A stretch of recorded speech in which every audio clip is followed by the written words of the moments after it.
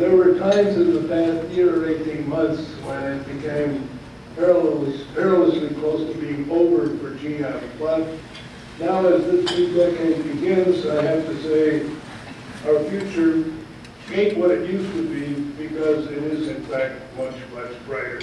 To begin with, the automotive industry as a whole, and indeed the entire U.S. and world economy, I honestly believe, absent some cataclysmic event, but if everything goes along normally, we will recover, because all of the signs are there. Job losses have slowed. Unemployment, although still very high, by the way, unemployment is not an indicator one should worry about. It's a lagging indicator. Unemployment always stays high, even when the economy has already turned the corner for the better. Conversely, employment stays high for some period of months after an economy turns south. But it has dropped. The housing market is mixed.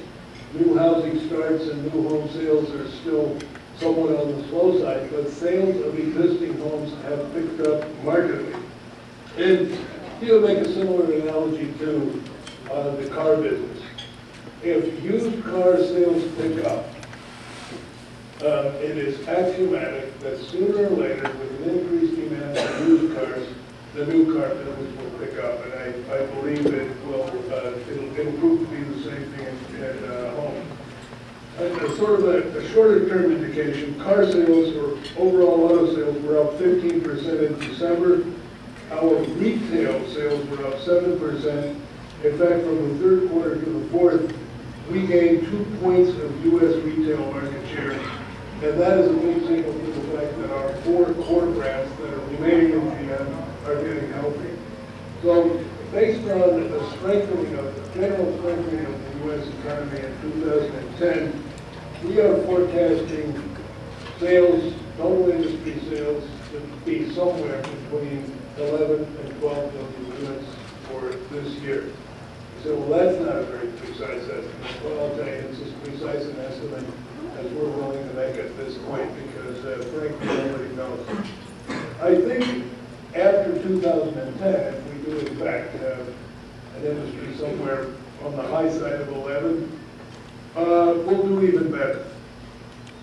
Because we do have an aging car park. Right now, the level of sales in the U.S. industry is not covering the replacement demand. And sooner or later, people are going to have to buy cars, trucks, and crossovers and SUVs again, because they won't have any choice. And plus, what nobody has factored into the analysis at this point is there are 2 million new drivers in the United States every year. And we haven't even factored those in when we make our forecast. Okay, I think GM is well positioned to take advantage of the increase in demand when it comes. And I'll tell you why. And mainly, I'm going to show you reasons why. But it's also, from a financial standpoint, our balance sheet is in the best shape that it's been in decades. Think about it.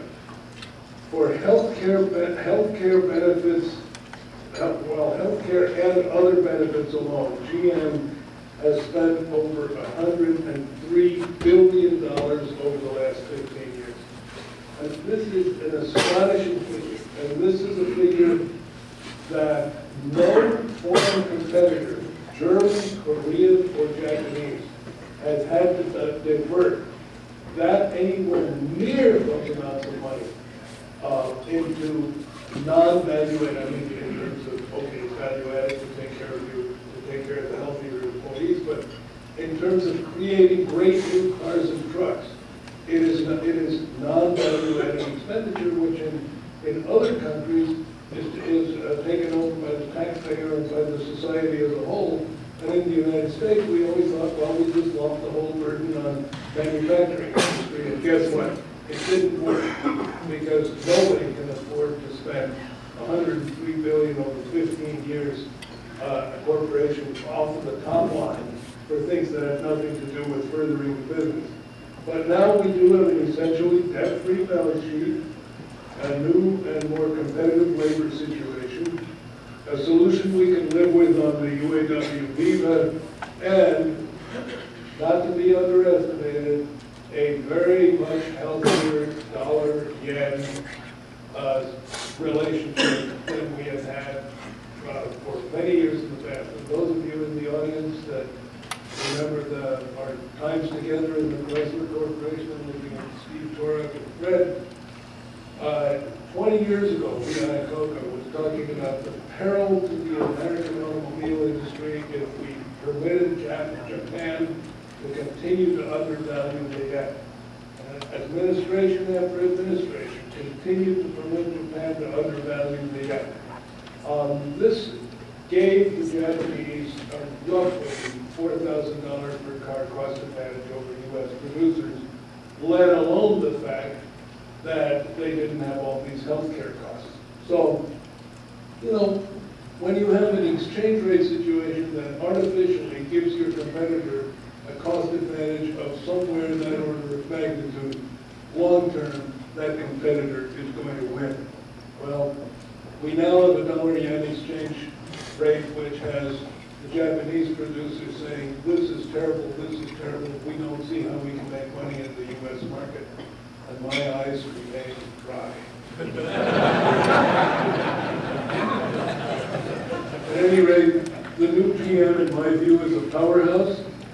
We have very good variable margins. In fact, I would say our variable margins have almost never been better. The problem is, in the past, the variable margins were swamped by fixed costs that were so high that they more than eradicated the variable margins. But with the new reduced fixed cost structure and the good variable margin, the better residuals, the reduced incentives, I think we are finally in a position where, from a financial structure, we should be.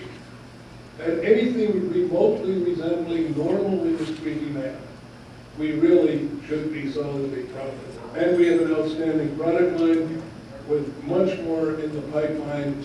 And of course, it does get easier when you only have to deal with 4 brands instead of 8. And those 4 brands, by the way, are more than holding their own. And in fact, are all gaining share, which is proving the naysayers wrong who said that eliminating 4 brands, they just took our market share and deducted Saturn, deducted Pontiac, deducted Hummer, and deducted Saab, and said, this is what's left over, so GM is going to go from X to X minus 4. Absolutely did not happen because Buick, GMC, Cadillac, they're all growing.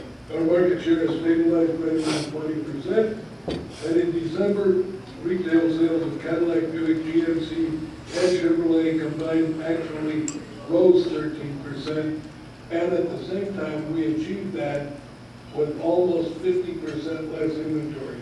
Our inventories are way down. In fact, we finished the year with the lowest level of dealer inventory on record. And our incentive spending is down $2,500 a unit versus last December, and our residual values, since we've stopped doing all of these sales to daily rental companies and subsidized leasing, our residuals are actually up, and these are all good signs. But the best sign to me of coming GM health is when I do product reviews. So let's take a look at some of the vehicles we have out there and some sneak previews of what we have coming. First off, the Cadillac CTS Sports Wagon. It was actually designed for Europe, where this body style is more popular than sedans. But it's been very well received in the United States, and it is a very exciting wagon that I think quite different from what anybody else has done. Next, Cadillac SRX.